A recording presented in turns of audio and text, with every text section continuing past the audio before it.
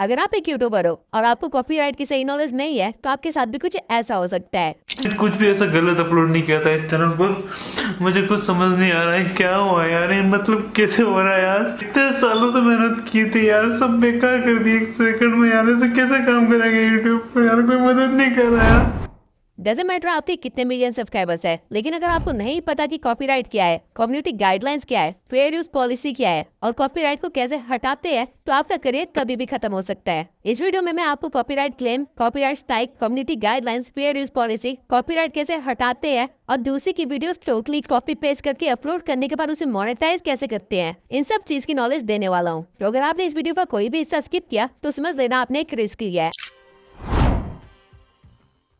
तो सबसे पहले कॉपीराइट स्ट्राइक और कॉपीराइट क्लेम के बीच में डिफरेंस क्या होता है वो समझ लेते हैं और इससे चैनल को कितना नुकसान हो सकता है ये भी जान लेते हैं। इस चीज को इजिली समझाने के लिए मैं आपको एक कहानी के थ्रू समझाता हूँ। मान लेते हैं आप एक चोर है और आपके पड़ोसी ने एक नई थार ली है। अब क्योंकि आप एक चोर है तो आप रात का फायदा उठा के उसकी थार चुरा के अपने घर ले आते हैं, लेकिन आप भूल गए कि यूट्यूब नाम की एक पुलिस 24 घंटे पहरा दे रही होती है। तो पुलिस जो केस आपके नाम पे फाइल करेगी उसे हम कॉपीराइट स्ट्राइक बोलते हैं, क्योंकि आपने किसी और का सामान पूरा का पूरा उठा के अपने पास रख लिया है। लेकिन अगर आप एक शातिर चोर हो तो आप क्या करोगे, आप थार चुराओगे तो सही, लेकिन उस थार का कलर चेंज कर देते हैं और आपको लगता है कि अब आपका कोई कुछ नहीं बिगाड़ सकता क्योंकि आपने मेहनत की है कलर चेंज करने में और वो अब आपकी प्रॉपर्टी है। तो आप गलत हैं। अब यूट्यूब नाम की पुलिस आपके खिलाफ एक कॉपीराइट स्ट्राइक तो नहीं देगी, लेकिन वो एक कॉपीराइट क्लेम जरूर देगी। अब जब आपके साथ ये होता है तो आप अपना सर खुजाने लगते हो कि यूट्यूब नाम की पुलिस को पता कैसे चला कि ये सेम थार है, क्योंकि आपने तो कलर चेंज कर दिया था। लेकिन आप एक चीज भूल गए हैं, हर कार पे एक नंबर प्लेट भी होती है। अब मैं इन सभी चीजों को यूट्यूब टर्म्स में समझा देता हूँ। जब आप किसी का कंटेंट जैसा का तैसा पूरा का पूरा सेम उठा के अपने चैनल पर डाल देते हैं तब आपको कॉपीराइट स्ट्राइक आती है। लेकिन अगर आप किसी के ओरिजिनल कंटेंट जो कि हम मान लेते हैं कि 10 मिनट का है उसमें से 5 मिनट की क्लिप उठा के अपने वीडियो में आगे पीछे बीच में या आप कहीं पे भी ऐड करते हैं और 5 मिनट की खुद की मेहनत भी लगाते हैं, तो उस वीडियो पे जो आपको आएगा वो होगा कॉपीराइट क्लेम। और यूट्यूब को पता कैसे चलता है कि आपने किसी और का कंटेंट उठाया, वो पता चलता है नंबर प्लेट से। अगर मैं यूट्यूब की टर्म में बोलूँ तो कंटेंट आईडी से। यूट्यूब पे जो भी वीडियोस अपलोडेड है उन सबकी एक अलग आईडी है, जिससे ये पता लगाया जा सकता है कि आपका कंटेंट कौन यूज कर रहा है, कितना यूज कर रहा है और कैसे यूज कर रहा है। अब आई होप आपको कॉपीराइट स्ट्राइक और कॉपीराइट क्लेम के बीच का डिफरेंस पता चल गया होगा, लेकिन इनसे चैनल पे क्या क्या नुकसान होते हैं ये जान लेते हैं। तो सबसे पहले स्टार्ट करते हैं कॉपीराइट स्ट्राइक से। यूट्यूब पे अगर आप एक टाइम पे यानी कि 90 दिन के अंदर अपने चैनल पे 30 स्ट्राइक्स ले आते हैं तो आपका चैनल अगले 7 दिन के अंदर डिलीट हो जाएगा। लेकिन ये 30 स्ट्राइक्स ऐसे नहीं आते हैं, यूट्यूब थोड़ा बहुत दयावान भी है। अगर आप पहली बार किसी की पूरी वीडियो उठा के अपने चैनल पे डाल देते हैं तो यूट्यूब जो सबसे पहली चीज आपको भेजेगा वो कॉपीराइट स्ट्राइक नहीं होगा, बल्कि एक वार्निंग होगी जो कि आपके चैनल पे हमेशा रहेगी। वार्निंग से आपको डरने की जरूरत नहीं है, क्योंकि यूट्यूब आपको एक बिगिनर समझ के आपकी इस गलती को इग्नोर कर देता है। लेकिन इसके बाद अगर आप सेम गलती दोबारा करते हो तो आपको मिलेगा पहला कॉपीराइट स्ट्राइक, जिसके बाद आप 7 दिन तक ना तो कोई वीडियो अपलोड कर सकते हो, ना ही लाइव स्ट्रीम कर सकते हो और ना ही कम्युनिटी पोस्ट कर सकते हो। उसके बाद अगर आप 90 दिन के अंदर दोबारा से वही गलती करोगे तो आपको दूसरा स्ट्राइक मिलेगा, जिसके बाद आप कुछ भी अपलोड नहीं कर सकते अगले 14 दिन। और 90 दिन के अंदर अगर आपने तीसरी बार सेम गलती करी तो आपका चैनल टर्मिनेट हो जाएगा। आपको बस 7 दिन का टाइम दिया जाएगा, जिसके बाद आपका चैनल डिलीट कर दिया जाएगा। ये 7 दिन का टाइम आपको अपनी इनोसेंस प्रूव करने के लिए दिया जाता है। अगर आपने कोई गलती नहीं की है और उसके बाद भी आपको स्ट्राइक्स आ गया है और आपका चैनल टर्मिनेट हो गया है तो इन 7 दिन के अंदर आप अपने चैनल के लिए अपील कर सकते हैं, और जब तक आपकी अपील को रिव्यू नहीं किया जाएगा तब तक आपका चैनल पूरी तरह से टर्मिनेट नहीं होगा, भले ही फिर इस चीज को चाहे 2 महीने क्यों ना हो जाए। लेकिन अगर आपकी अपील एक बार डिक्लाइन हो जाती है उसके बाद आपका चैनल गायब हो चुका होगा, फिर आप कुछ भी करके उसको वापस नहीं ला सकते। हर एक स्ट्राइक आपके चैनल पे एटलीस्ट 90 दिन के लिए रहती है, जिसके बाद वो खुद ही गायब हो जाती है आपकी वीडियो के साथ। तो अगर आप सावधानी नहीं रखेंगे और आपके चैनल पे 90 दिन में 30 स्ट्राइक्स आ गई तो आपका चैनल खत्म। लेकिन क्या कॉपीराइट क्लेम भी इतना खतरनाक है? जवाब है नहीं। कॉपीराइट स्ट्राइक आपके वीडियो के थ्रू आपके चैनल पे आता है, यानी कि आपके चैनल को हार्म होता है, लेकिन कॉपीराइट क्लेम आपकी वीडियो तक ही सीमित रहता है, आपके चैनल को इससे कोई नुकसान नहीं है। अगर आपकी किसी वीडियो पे कॉपीराइट क्लेम आया है तो आपके चैनल को तो कुछ नहीं होगा, लेकिन उस वीडियो से जितना एड रेवेन्यू जनरेट होगा, यानी कि जो भी आपका प्रॉफिट होगा वो एक्चुअल में रियल क्रिएटर को जाएगा, आपको नहीं। और ऐसा तब तक होगा जब तक वो वीडियो आपकी यूट्यूब पे बनी रहेगी या फिर जब तक वो क्रिएटर कॉपीराइट क्लेम वापस नहीं ले लेता। इसके सिवाय ओरिजिनल क्रिएटर के पास 3 और स्टेप्स होते हैं जो वो आपके खिलाफ ले सकता है। पहला, वो क्रिएटर चाहे तो आपके कंटेंट को ब्लॉक कर सकता है किसी स्पेसिफिक रीजन में या फिर टोटली यूट्यूब से, यानी कि आपकी वीडियो यूट्यूब पे नहीं दिखेगी या फिर आपकी वीडियो सिर्फ कुछ कंट्रीज में ही दिखेगी और कुछ कंट्रीज में नहीं दिखेगी। दूसरी चीज जो वो क्रिएटर कर सकता है वो ये है कि वो आपकी वीडियो को इग्नोर कर दे और आपका काम जैसा चल रहा है वैसे चलता रहेगा, लेकिन इसके होने के चांसेस बहुत ही कम है। और तीसरी चीज जो वो क्रिएटर आपके साथ कर सकता है वो ये है कि वो आपके साथ एक प्रोपोर्शन में अपनी रेवेन्यू को शेयर कर ले। यानी कि आप लोग एक डिस्कशन कर सकते हैं कि आपकी एक वीडियो से जो भी प्रॉफिट होगा उसका 60% वो रख ले, 40% आप रख ले, या फिर 30% आप रख ले और 70% वो रख ले, या फिर कुछ भी। ये बात आप दोनों के बीच की होगी। तो देखा जाए कॉपीराइट क्लेम कॉपीराइट स्ट्राइक जितना खतरनाक नहीं है, बल्कि कॉपीराइट क्लेम से आप फायदा भी उठा सकते हैं। कैसे, अभी समझाता हूँ। कॉपीराइट क्लेम वाले वीडियो से जो आपको सब्सक्राइबर्स मिलते हैं और जो आपको वॉच टाइम मिलता है वो काउंट होते हैं। यानी कि आप कॉपीराइट क्लेम का इस्तेमाल पैसे बनाने के लिए तो नहीं कर सकते, लेकिन फेमस होने के लिए जरूर कर सकते हैं। बस आपको एक चीज को ध्यान में रखना है कि आपकी जो टॉप 3 मोस्ट वॉच्ड वीडियो होंगी उन पे कोई भी कॉपीराइट क्लेम नहीं होना चाहिए, वरना आपका चैनल मोनेटाइजेशन रिव्यू के टाइम रिजेक्ट हो सकता है। ठीक इसी तरह ये डांस चैनल टी सीरीज का गाना इस्तेमाल करके वायरल हो जाते हैं और लेटर ऑन स्पॉन्सरशिप से पैसे कमाते हैं। अब एक और चीज समझ लीजिए, कॉपीराइट क्लेम या कॉपीराइट स्ट्राइक आपको यूट्यूब नहीं देता, बल्कि कोई दूसरा क्रिएटर देता है। यूट्यूब बस एक पुलिस की तरह काम करता है, जिसके पास अगर कोई कंप्लेंट लेके आया है तो वो उसे आपको फॉरवर्ड कर देगा। और एक चीज का ध्यान रखिएगा कि दोनों साइड्स सच बोल रहे हैं या नहीं। यूट्यूब का इसमें पर्सनली कोई रोल नहीं होता है, उसको आपसे कोई दुश्मनी नहीं है। लेकिन एक रूल बुक ऐसी है जो कि यूट्यूब ने खुद बनाई है, और अगर आप उससे पंगा लोगे तो यूट्यूब आपको नहीं छोड़ेगा। इस रूल बुक को हम बोलते हैं,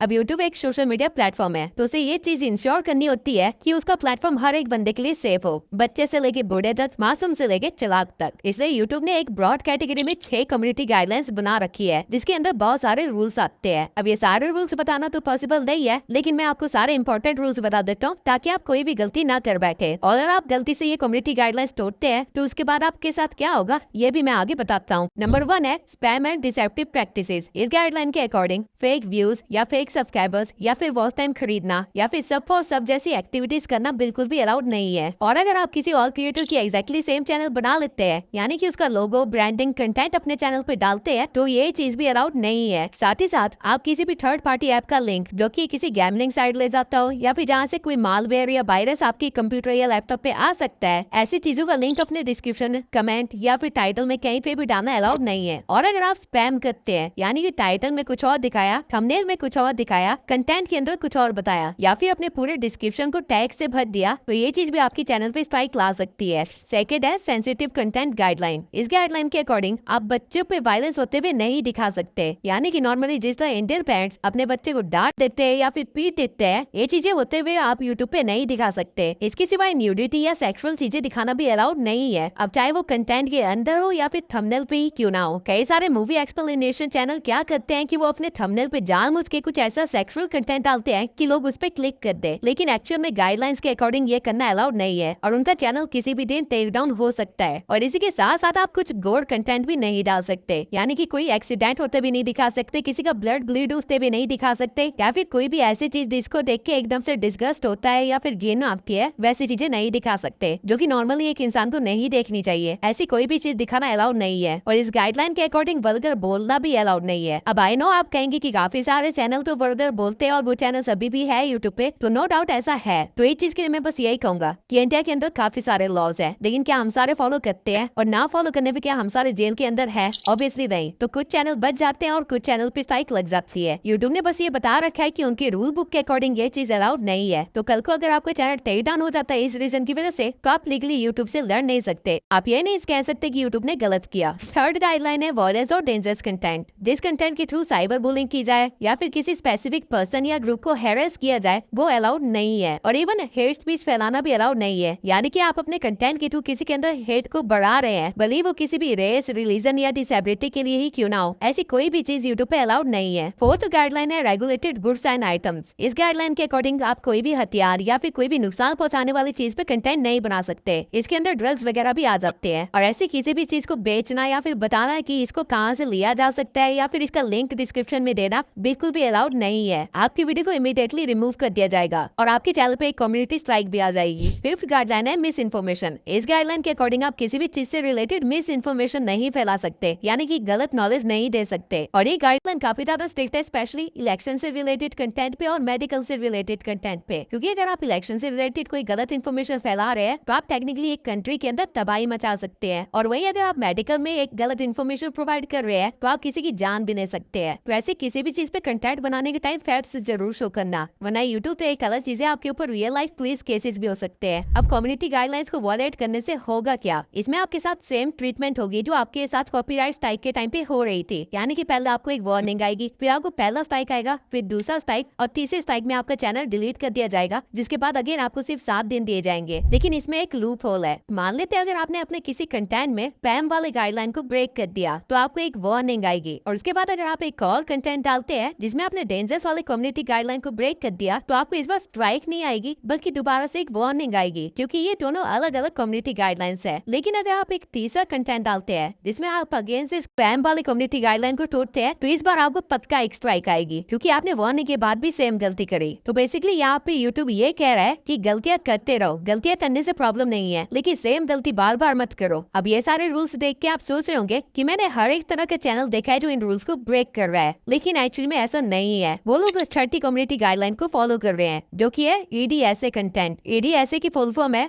education, documentary, scientific and artistic. इस कम्युनिटी गाइडलाइन के अकॉर्डिंग अगर आप अपने कंटेंट में किसी चीज से रिलेटेड एजुकेशन प्रोवाइड कर रहे हैं या फिर उसकी डॉक्यूमेंट्री बना रहे हैं या फिर कोई साइंटिफिक या आर्टिस्टिक कंटेंट बना रहे हैं उसका, तो आप उस चीज को दिखा सकते हैं। फॉर एग्जाम्पल जैसे मैंने पहले कहा था कि कम्युनिटी गाइडलाइंस के अकॉर्डिंग किसी भी वेपन के ऊपर वीडियो बनाना मना है, किसी भी ड्रग के ऊपर वीडियो बनाना मना है। लेकिन अगर आप उस ड्रग के बारे में बता रहे हैं कि ये ड्रग बनता कैसे है, उसकी एजुकेशन प्रोवाइड कर रहे हैं, या किसी गन के बारे में बता रहे हैं कि ये गन चलती कैसे है और इसके लाइक फीचर्स क्या क्या है, तो वो चीज अलाउड है। अब ऑल्दो हो सकता है कि यूट्यूब का एल्गोरिथम कहीं ना कहीं गलती से आपको एक स्ट्राइक दे दे, लेकिन अगर आप यूट्यूब टीम को अपील डालेंगे तो आपका कंटेंट बचाया जा सकता है, अगर वो EDSA के अंदर आता होगा तो। लेकिन अगेन इसका मतलब ये नहीं है कि आप इसका गलत फायदा उठा के कंटेंट को वॉयलेट करने लग जाए, क्योंकि रिव्यू एक इंसान कर रहा होता है और उसको पागल नहीं बनाया जा सकता है। इंसान को पता होता है कि आप क्या कर रहे हो। और जिस तरह यहाँ पे EDSA कंटेंट आपको कम्युनिटी गाइडलाइंस के अगेंस्ट एक रिलीफ दे रहा है, वैसे कॉपीराइट में भी एक रिलीफ है आपके पास, और उसे हम बोलते हैं फेयर यूज पॉलिसी।